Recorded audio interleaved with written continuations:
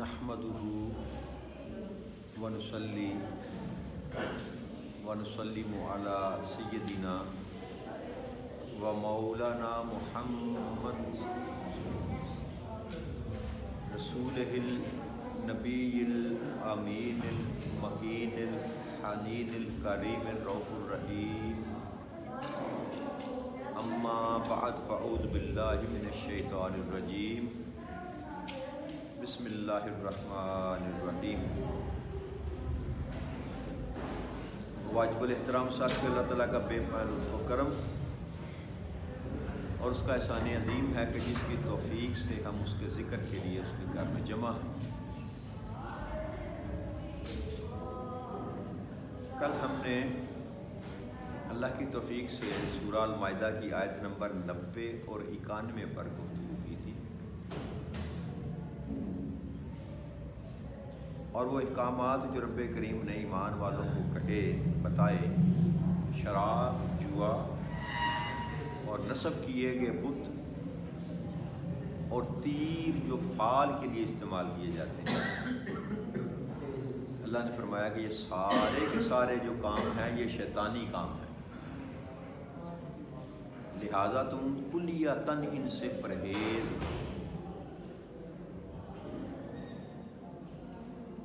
तो कल की गुफ्तगू हमने इन आया मुबारका की रोशनी में जब इख्तिताम किया था तो जुआ पर हम गुफ्तगू कर रहे थे। उसमें से चंद कलमात और ऐड करके तो फिर आगे बढ़ते हैं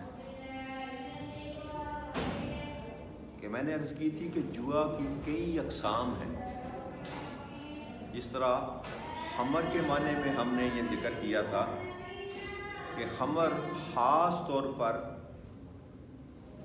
उस पानी को कहते हैं जो अंगूर से निचोड़ कर रखा जाए और वो जाग छोड़ जाए, उसमें नशा पैदा हो जाता है।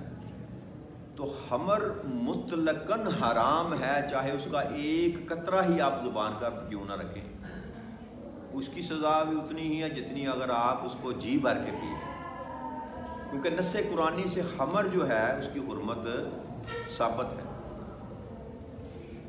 लेकिन इसका माना ये ना था कि खमर के अलावा जितने नशा करने वाली चीज़ें हैं उनको रुख्सत मिल गई।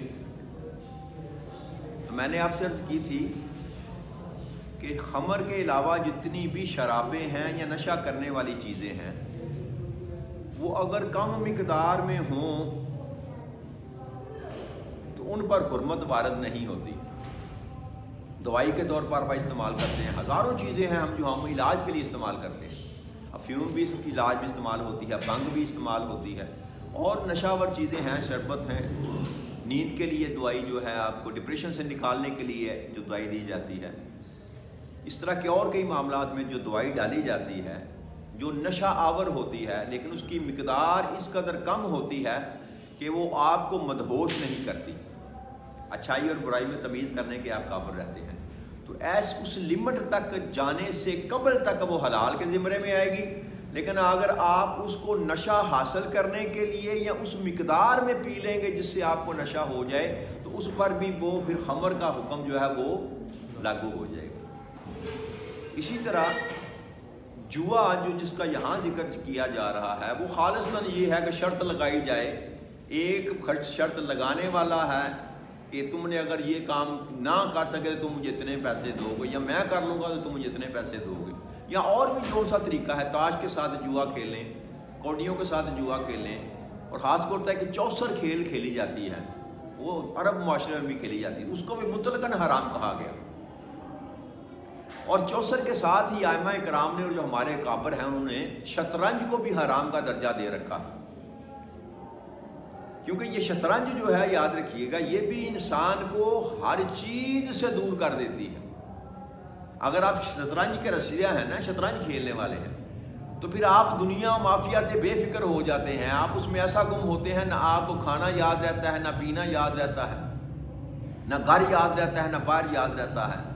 तो मैंने कल अर्ज़ की थी कि ऐसे तमाम खेल जो असलन हलाल हैं लेकिन अगर वो एक हद से तजावज़ कर जाएं और अल्लाह के रसूल की हदों को तोड़ दें या तकलीफ़ का बायस बन जाएं तो वो भी हराम के ज़िम्मे में चले जाएं। تو چوسر پر بھی بعض ائمہ کرام نے اور بعض محدثین نے اور بعض اکابر نے چوسر کے ساتھ شطرنج کا حکم بھی یہ دیا، اور حضرت علی کا بھی قول یہ ہے کہ چوسر اور شطرنج جو ہے وہ حرام ہے۔ لیکن اگر آپ اس کو عادت نہیں بناتے، جسٹ 10-15 منٹ کے لیے اگر کھیلتے ہیں ٹائم بینگ کے لیے، تو اس میں پھر کوئی مذاقہ نہیں۔ کوئی بھی گیم کھیل، ایون تاش بھی اگر کھیلتے ہیں، آپ کے پاس 10 منٹ ٹائم ہے، اگر دوستوں کے ساتھ بیٹھ کر آپ نے کھیل لیا، ایک کھیل کے طور پر آپ نے اس کو کھیلا، تو اس میں بھی کوئی حرج نہیں ہے۔ لیکن اگر آپ اس کو ایک لمبے وقت کے لیے کھیلیں، نہ آپ کو نماز کی فکر رہے، نہ رشتوں کا پتہ رہے، میں نے ماں باپ کے پاس بیٹھنا ہے، بھائیوں کے پاس بیٹھنا ہے، کام کے لیے وقت نکالنا ہے، نماز کے لیے وقت نکالنا ہے، حقوق العباد اور حقوق اللہ جو ہے تلف ہوتے ہوں اگر اس سے، تو پھر ہر حلال کھیل بھی جو ہے وہ حرام ہو جائے گا۔ اور اسی طرح جوا ہے کہ آپ کو سمجھ آ جاتی ہے کہ یہ جو کمائی میں کر رہا ہوں، اس میں کیا میں حلال کر رہا ہوں کہ حرام کر رہا ہوں۔ اس لیے مختلف قسم آج کل جو زیادہ تر ہمارے معاشرے میں جو چل رہا ہے، آپ دیکھتے ہوں گے ہر تیسرا بندہ کاپی پینسل لے کر نمبر نکال رہا ہے۔ ہر تیسرا بندہ کاپی پینسل پکڑی ہوئی ہے، وہ نمبر، بس نمبر پہ نمبر نکال رہا ہے، آج یہ لگے گا، کل یہ لگے گا، آج یہ لگے گا، آج یہ ہے نا آپ کے معاشرے، آنکھوں کے سامنے ہر چوک چرستے میں ہر بینچ پر آپ کو بیٹھے ہوئے اللہ کے ولی اللہ مل جائیں گے جو نمبر بتا رہے ہیں کہ آج یہ نمبر لگے گا۔ جی ایسا ہی ہے نا۔ تو یہ سارے جتنے طریقے ہیں نا مال کمانے کے، جتنے طریقے ہیں مال کمانے کے، یہ سارے کے سارے میسر کے حکم میں آئیں گے، جوئے کے حکم میں آئیں گے، اور یہ کلیتاً حرام ہے، یہ کلیتاً حرام ہے۔ کمائی وہ حلال ہے جو آپ نے اپنے ہاتھوں سے کی۔ القاسب حبیب اللہ، کل میں نے کہا تھا آپ سے، کام کرنے والا جو ہے، کسب کرنے والا جو ہے، اللہ نے اس کو اپنا دوست کہا۔ یہ کس لیے کہا؟ اس لیے کہ لوگوں کو کام کرنے کی جو فضیلت ہے وہ پتہ چلے۔ آقا کریم صلی اللہ علیہ وسلم نے اپنی ساری زندگی میں کام کیا، تجارت کی، کاروبار کیا۔ آپ کے خلفائے راشدین جو تھے وہ کاروبار کرتے تھے، صحابہ کرام کاروبار کرتے تھے۔ تو یہ جو ایسی منی ہے نا، آسان مال جو ہے، یہ کسی بھی شکل میں انسان کے لیے حلال ہے، لہٰذا اس کا طریقہ کوئی بھی ہو، شکل کوئی بھی ہو، اس سے بچیں، اس سے، ورنہ یہ قیامت کے دن آپ کے لیے وبال جان بن جائے گا، یہ قابل گرفت ہوگا۔ اپنے ہاتھوں سے کمائیں، اور اگر آپ حلال کمانے کے لیے نکلیں گے اور اللہ سے مدد طلب کریں گے، تو وہ جو تھوڑا آپ کماتے ہیں نا، جب اس میں اللہ کی طرف سے برکت ڈالی جاتی ہے تو وہ تھوڑا بھی بڑھ جاتا ہے، وہ تھوڑا بھی بڑھ جاتا ہے۔ اور حلال کمانے والا جو شخص ہے یا جس کی کمائی حلال ہے، الا ماشاءاللہ، آج کل تو دور میں مشکل ہے نا تھوڑا سا کام، گارنٹی کے ساتھ یہ کہنا کہ میں حلال کما رہا ہوں، یہ بھی بڑا مشکل ہو گیا۔ لیکن الا ماشاءاللہ لوگ ہیں جو خیال رکھتے ہیں، حد درجہ خیال رکھتے ہیں، اس میں کمی بیشی اگر ہو جائے تو اللہ معاف کرنے والا۔ انسان اگر خیال کرتا ہے کہ میں کمائی حلال ذریعے سے کروں اور بچے ہوں، حرام سے بچوں، تو تھوڑی کمی بیشی اگر رہ بھی گئی تو وہ اللہ معاف کرنے والا ہے۔ نیت انسان کی درست ہونی چاہیے۔ تو مال حلال کمانے کی جو فکر کرتا ہے، حلال جو مال کماتا ہے، اس کے گھر میں آپ واچ کر کے دیکھ لیں، اس کے گھر میں پریشانیاں کم ہوں گی۔ یہ اس حلال مال کی برکت ہے، وہ دال کھا کر بھی خوش ہے۔ اور وہ لوگ جو حلال اور حرام کی تمیز نہیں کرتے، ہر طریقے سے مال کو حاصل کرنا چاہتے ہیں، وہ بھلے اربوں میں کھیلتے چلے جائیں، ان کے گھروں میں سکون نہیں ملے گا، کیونکہ اس میں وہ جو چیز ہے نا جو رب کریم کی طرف سے ملتی ہے، جس کو برکت کہتے ہیں، وہ اس مال میں شامل نہیں۔ تو لہذا رستہ وہ اڈاپٹ کریں جس میں اللہ کی طرف سے برکت آپ کے ساتھ مل جائے۔ تو جب برکت ساتھ مل جائے گی تو ہر چیز میں آپ کی بڑھوتری جو ہے وہ امن بھی ہوگا، سکون بھی ہوگا، اس کھانے میں برکت بھی ہوگی، آپ کے خاندان میں محبت ہوگی، اولاد نیک ہوگی، بیوی صالح ہوگی، ٹھیک ہے نا جی۔ یہ سارے جو آپ کو اجر ملیں گے نا دنیا میں، یہ محض کس وجہ سے ہے کہ آپ حرام سے بچتے رہے اور حلال کماتے رہے، یہ سب سے بڑا فائدہ ہے۔ باقی جب جو حرام کمانے والے ہیں، اگر دنیا میں وہ مست ہیں، وہ بڑے بڑے بنگلے، بڑی بڑی گاڑیوں پہ اور موجے کر رہے ہیں، اگر دنیا میں مست ہیں تو کوئی بات نہیں، اللہ کہتا ہے پلٹ کر تو تم نے میری طرف ہی آنا ہے۔ جب وہاں جائیں گے تو ان کے دامن میں سوائے اللہ کی نافرمانیوں کے کچھ اور نکلے گا نہیں۔ تو دنیا کی بھوک، دنیا کا افلاس، دنیا کی تنگی جو جو ظاہری انسان کے لیے پریشانی کا باعث بنتے ہیں، خدا کی عزت کی قسم اگر بندہ سیدھے راستے پر ہے تو یہ دنیا کی جو کمیاں ہیں یہ آپ کو قیامت کے دن جو ہے نا وہ یہ فائدہ دے گی، یہ مسلمہ حقیقت ہے۔ لیکن اگر آپ دنیا ہی حاصل کرنا چاہتے ہیں اور ہر طریقے سے حاصل کرنا چاہتے ہیں تو پھر اس کے متبادل کے طور پر جب اللہ کے پاس آپ جائیں گے تو پھر آپ کو آخرت میسر نہیں آئے گی۔ فیصلہ آپ نے اور میں نے کرنا ہے۔ تو آگے بڑھتے ہیں، آج آیت نمبر 192 ہے۔ اللہ کریم نے ارشاد فرمایا وَأَطِیعُوا اللَّهَ وَأَطِیعُوا الرَّسُولَ وَاحْذَرُوا وَإِن تَوَلَّیْتُمْ فَاعْلَمُوا أَنَّمَا عَلَىٰ رَسُولِنَا الْبَلَاغُ الْمُبِینُ۔ یہ بھی ان دونوں آیتوں کا تسلسل ہے۔ اللہ کریم ارشاد فرماتے ہیں کہ تم اللہ کی اطاعت کرو اور رسول اکرم صلی اللہ علیہ وآلہ وسلم کی اطاعت کرو اور بچتے رہو۔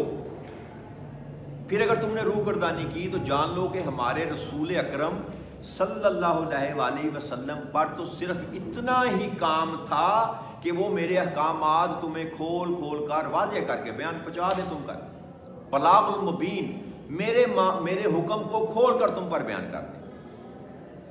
تو اس آیت کریمہ کو اللہ کریم نے یہاں متصل جو بیان کیا کہ اب جو احکامات میں تم کو دے رہا ہوں کہ کمائی جائز کرو، حرام نہ کماؤ، شراب سے بچو، جوئے سے بچو، یہ فال کے جو ناپاک شیطانی کام ہیں ان سے بچو، ان چیزوں میں اگر اللہ اور اللہ کے رسول کی تم اطاعت کرو گے تو تم بچے رہو گے۔ واحذروا کا مطلب ہے بچ جاؤ، اعتراض برتوں سے بچتے رہو۔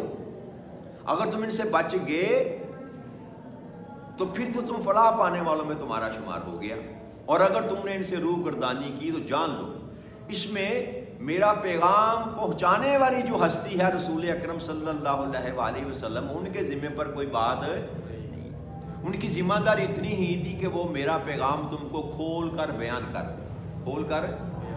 دے۔ یہاں ایک اور خرابی جو ہمارے اندر ہے نا، میں وہ بھی میرے ذہن میں آگے بیان کر دوں میں آپ کے سامنے، کہ جو واعظین ہمارے ہیں نا، خطبہ واعظین، جیسے میں آپ کے سامنے اللہ اور اللہ کے رسول کی بات کر رہا ہوں، تو ہمارے اندر ایک بہت بڑی خرابی یہ آ چکی ہے معاشرے میں کہ ہم بیان کرنے والے بندے کی ذات جو ہے نا اس کو پہلے جانچتے ہیں۔ یہ ایک بہت اعلیٰ منصب اور مقام ہے کہ اگر وہ بیان کرنے والا بندہ اس حکم جو بیان کر رہا ہے اس کی تصویر ہو، یہ ایک اعلیٰ افضل مقام ہے، لیکن ایسا معاشرے میں ممکن نہیں ہوتا۔ ہر انسان کے اندر کمیاں اور کجیاں ہوتی ہیں۔ بات یہ ہے کہ اگر کوئی اللہ اور اللہ کے رسول کا پیغام آپ کو پہنچا رہا ہے تو آپ اس پیغام پر غور کریں، پیغام دینے والے پر غور نہ کریں کہ وہ اس پیغام کو پہنچانے پر کتنا خود عمل کرتا ہے، کتنا۔ بے شک یہ ایک خرابی ہے، یہ ایک آج کے دور میں یہ خرابی ہے کہ ہمارے مبلغین، ہمارے واعظین، ہمارے خطبہ جو ہیں وہ کردار کے معاملے میں کمزور ہیں۔ یہ خرابی ہے، لیکن اس کا مطلب ہرگز یہ نہیں ہے کہ جو بات آپ کو کہی جا رہی ہے محض اس لیے آپ اس کو ماننے سے انکار کر دیں کہ کہنے والا جو بندہ ہے وہ خود صاحب کردار نہیں ہے۔ لہذا اس بات کو بھی مد نظر رکھیں کہ جو بات کی جا رہی ہے اس بات پر غور کریں۔ وہ کہتے ہیں نیک باتوں پر عمل کرنا تمہارا کام ہے، یہ نہ سوچو کہنے والا کون ہے، کیا نام ہے۔ آپ اس کی ذات پر جو ہے نا وہ اس کا ایکس رے کرنے شروع کر دیں۔ جی سلیمی صاحب نے بات کی ہے تو خود وہ کرتے نہیں ہیں تو ہمیں بتائے جا رہے ہیں ہم، جی اس میں سراسر آپ کا نقصان ہے۔ میں اگر نہیں کر رہا تو میں گناہ گار ہوں اللہ کے ہاں، میں جواب دوں گا اس بات کا کہ وہ بات تم کیوں کہتے ہو جس پر تمہارا عمل نہیں ہے۔ وہ ہم گزر چکے اس مقام سے کہ ایسے لوگوں کو اللہ کریم قیامت کے دن سزا دے گا کہ جو کہتے تھے لیکن عمل نہیں کرتے تھے۔ وہ میرا معاملہ علیحدہ ہے، وہ خود سے میرا محاسبہ اللہ کریم کرے گا۔ لیکن آپ اگر اپنی اصلاح چاہتے ہیں، بات کو اپنی زندگی کو بدلنا چاہتے ہیں، تو پھر جو بات آپ سے بیان کی جاتی ہے آپ اس بات پر غور کریں کہ اللہ اور اللہ کا رسول ہمیں کہہ رہا ہے۔ میں تو معاذ اللہ کے رسول کا پیغام آپ تک پہنچا رہا ہوں نا جی، اپنے پاس سے تو کوئی بات نہیں کر رہا۔ لہذا میری ذات کو مائنس کر کے جو ہے نا میری بات کو سنا کریں، اور کسی بھی عالم دین کو اور کسی بھی مبلغ کو، خطیب کو، اس کی ذات کو مائنس کر کے آپ پیغام کو سنیں، پیغام پر کو نہ دیکھیں۔ آج کے دور میں اس مقام پر پہنچنے کے لیے اللہ ماشاءاللہ چند لوگ ہوں گے جو صاحب کردار بھی ہوں گے، جن کی بات جو بات کرتے ہیں اس پر عمل پیرا بھی ہوں گے، موجود ہیں، لیکن وہ کم ہیں، اور اسی تلاش میں اپنی زندگی اگر بسر کر دیں گے تو پھر ہمارا بیڑا کبھی پار نہیں ہوگا۔ لہذا جو بات کی جاتی ہے اس کی حکمت کو، اس حکم کو جان کر اس پر عمل پیرا ہونے کی کوشش کریں۔ آپ کا معاملہ آپ کے ذمہ، میرا معاملہ میرے ذمہ۔ میں نے جو بات آپ تک پہنچائی، اور یہی بات اللہ کے فرما رہے ہیں کہ میرے رسول اکرم صلی اللہ علیہ وسلم کے ذمہ تو بس اتنا تھا کہ وہ تم تک بات پہنچا دیں، اور انہوں نے وہ پہنچا دی۔ اب سن کر، جان کر اگر تم روح گردانی کرو گے تو تم ذمہ دار ہو، میرا رسول ذمہ دار نہیں ہے۔ لہذا ایک ہوتا ہے انسان کو علم نہ ہو، ایک ہوتا ہے انسان کو کسی اللہ کے حکم کا علم نہ ہو، تو جب تک علم نہیں ہے اس وقت تک سزا نہیں ہے، اس وقت تک سزا نہیں ہے، وہ غلطی شمار ہوگی اور اللہ معاف کر دیتا ہے۔ لیکن جب آپ کے علم میں آ گیا، اور ہم میں سے کون ایسا ہے جتنا مرضی ان پڑھ ہو، جاہل ہو، کبھی اس نے بیٹھ کر کہیں پر خطیب کے پاس خطبہ نہ سنا ہو، قرآن نہ پڑھا ہو؟ ہم میں سے کتنے ایسے ہیں جو یہ نہیں جانتے کہ شراب حرام ہے؟ جی بچہ جانتا ہے۔ اس کے لیے بھی کسی اسکالر کے پاس، کسی یونیورسٹی میں جا کر علم حاصل کرنے کی ضرورت ہے کہ شراب حرام ہے؟ اس کے لیے بھی کسی کے پاس جا کر سبق لینے کی ضرورت ہے کہ جھوٹ بولنا گناہ ہے؟ اس کے لیے بھی کسی کے ساتھ جا کر وہ مکالمہ کرنے کی ضرورت ہے کہ کسی کے ساتھ زیادتی کرنا ظلم ہے؟ یہ ایسی چیزیں ہیں جو ہمیں ازبر زبانی یاد ہیں۔ اب یہاں پر آپ کو رخصت نہیں ملے گی۔ قیامت کے دن آپ کہیں گے کہ ہمیں تو کسی نے بتایا نہیں، تو پھر یہ آپ کے دائیں بائیں جو بیٹھے ہوئے ہیں نا، یہ بھی گواہی دیں گے۔ اور پھر سب سے بڑھ کر اگر آپ قرآن کے علم کو حاصل نہیں کرتے تو یہ اٹ سیلف آپ بھی تو گناہ گار ہیں۔ کہ آپ سے سوال نہیں کیا جائے گا، مجھ سے سوال نہیں کیا جائے گا، تو میرا محبوب تو تمہیں دے کر گیا تھا کتاب، جی تم نے اس کو سجا کر، ریشمی لباس پہنا کر اپنے گھر کی سب سے اونچی جگہ پر رکھ دیا کہ اس کی بے ادبی نہ ہو جائے۔ تو اس میں قصور آپ یہ بتا دیں، کیا قرآن بھیجنے والے کا تھا، قرآن لے کر آنے والے کا تھا، یا جس نے قرآن کو سجا کر طاق میں رکھ دیا اس کا تھا؟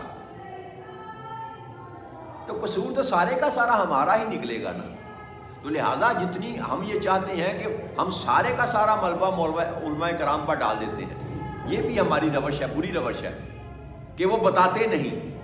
ہم کتنا پوچھتے ہیں کسی سے، کتنا وقت نکالتے ہیں کہ جا کر کسی مسئلے کو جا کر کسی سے پوچھ لیں۔ دنیا کے معاملات کے لیے ہم بڑی تگودو کرتے ہیں، بھاگتے پھرتے ہیں، لیکن دین کے معاملے میں ہمارے پاس کبھی وقت نہیں کہ کسی عالم کے پاس جا کر، کسی مفتی صاحب کے پاس جا کر ٹائم نکال کر ان سے مسائل کو پوچھ ہی لیں کہ یہ مسئلہ کس طرح۔ کبھی کوئی گیا؟ اللہ ماشاءاللہ چند لوگ ہوں گے۔ تو لہذا جان اس طرح نہیں چھوٹے گی کہ ہمیں علم نہ تھا۔ اگر علم نہ تھا تو اللہ نے فرمایا تم نے علم حاصل کیوں نہیں کیا؟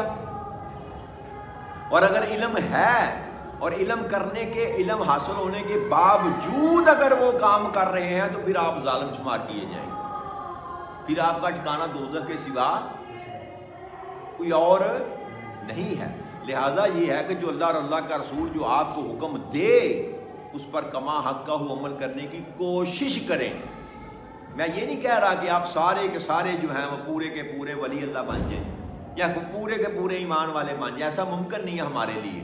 جس دور میں ہم دور فتن میں رہ رہے ہیں، بس کام یہی کرنا ہے کہ اللہ کی نافرمانی سے جتنا ہو سکے بچتے جائیں، اللہ کی نافرمانی سے جتنا ہو سکے بچنے کی کوشش کریں، اور اللہ اور اللہ کے رسول کے احکامات کو جس قدر ممکن ہو پورا کرنے کی کوشش کریں، اور خاص کر صراحت کے ساتھ جن چیزوں کو اللہ کریم نے منع کیا، شراب سے بچیں، زنا سے بچیں، جھوٹ سے بچیں، سود سے بچیں۔